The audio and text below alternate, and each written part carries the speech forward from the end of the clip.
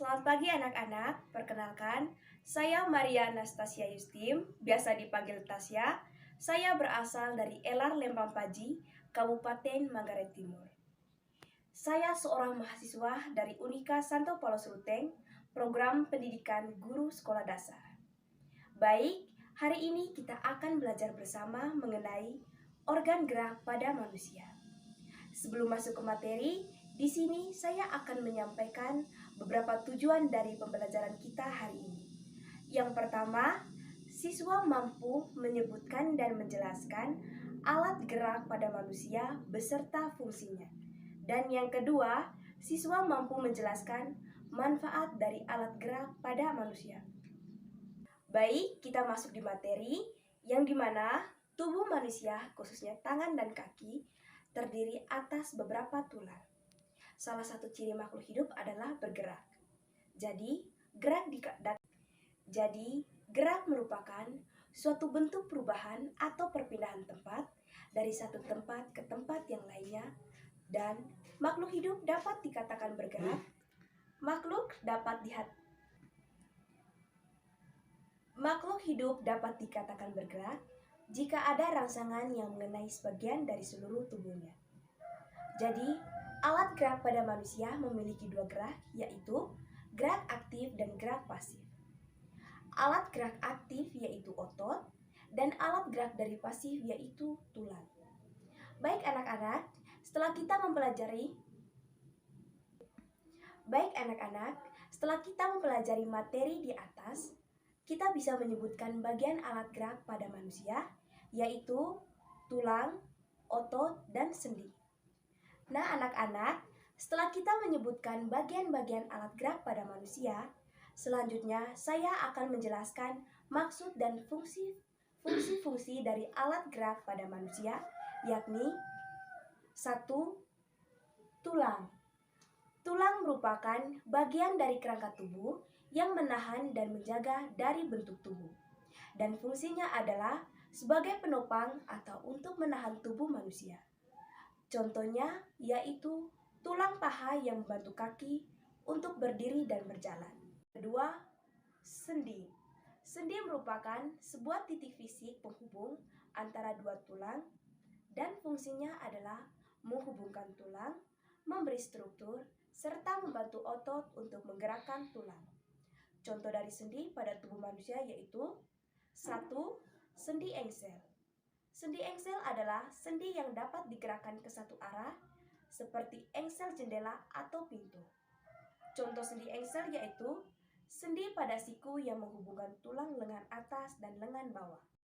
Baik, yang kedua, sendi peluru. Sendi peluru adalah sendi yang menghubungkan gerakan ke seluruh arah. Contohnya, sendi pada ruas tulang leher paling atas, sendi pada bahu yang menghubungkan tulang lengan atas dengan tulang gelang bahu. Yang ketiga, sendi pelana. Sendi pelana yaitu sendi yang bergerak kedua arah, yaitu ke samping dan ke depan.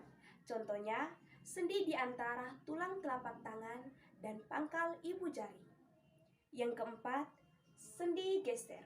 Sendi geser adalah persendian tempat ujung tulang yang satu menggeser ujung tulang yang lain. Sendi geser hanya memungkinkan sedikit gerakan. Contohnya, sendi geser dijumpai pada tulang hasta dan tulang pengumpil. Yang kelima, sendi putar. Sendi putar adalah persendian tempat tulang yang satu berputar mengelilingi tulang lainnya yang bertindak sebagai poros. Sendi putar terdapat pada hubungan antara tulang atlas atau tulang leher yang pertama dan tulang tengkorak. 3. Otot. Otot merupakan jaringan yang ada dalam tubuh manusia berupa alat gerak aktif yang menggerakkan tulang sehingga bisa menyebabkan suatu individu dapat bergerak. Dan otot juga bekerja dengan cara berkontraksi dan berelaksasi. Fungsinya yaitu menjalankan, melaksanakan. Fungsi dari otot yaitu menjalankan dan melaksanakan kerja. Contohnya, yang pertama berjalan, mengangkat dan memegang. Kedua, mampu menggerakkan jantung. Ketiga, mengalirkan darah yang terdiri dari atas zat-zat yaitu nutrisi dan oksigen. Yang berikut adalah macam-macam otot pada manusia yaitu 1. Otot polos. Otot polos adalah otot yang bekerja tanpa kesadaran kita yang dipengaruhi oleh sistem saraf tak sadar atau saraf otonom. Otot polos dibentuk oleh sel-sel yang berbentuk gelendong di mana kedua ujungnya runcing dan mempunyai satu inti sel. Ciri-ciri dari otot polos yaitu 1. Waktu kontraksi antara 3 sampai 180 detik. Kedua, bentuk dari otot polos adalah gelendong. Ketiga, terletak pada organ bagian dalam. Keempat, pergerakannya dari otot polos lambat dan mudah lelah.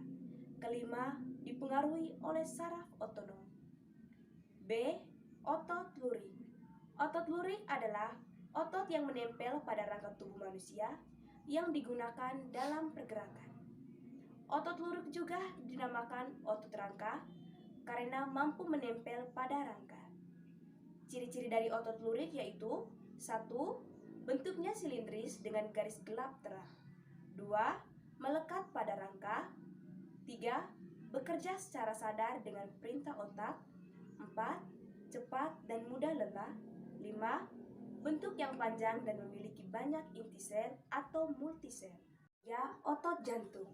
Otot jantung merupakan perpaduan antara otot lurik dan otot polos karena adanya persamaan yang ada pada otot jantung, misalnya memiliki sisi gelap terang dan inti sel yang berada di tengah. Otot jantung berfungsi untuk memompa darah ke seluruh tubuh. Otot jantung bekerja di bawah kesadaran manusia. Ciri-ciri dari otot jantung yaitu 1. Otot jantung berbentuk silindris. 2. Memiliki percabangan. 3. Otot jantung terletak pada jantung. 4. Memiliki satu inti sel yang berada di tengah. 5. Bekerja tanpa kesadaran manusia. Dan yang keenam adalah bekerja terus-menerus dan tidak membutuhkan istirahat. Baik anak-anak, untuk pembelajaran hari ini kita cukup sampai di sini dulu ya. Terima kasih dan sampai jumpa. Selamat pagi untuk semuanya.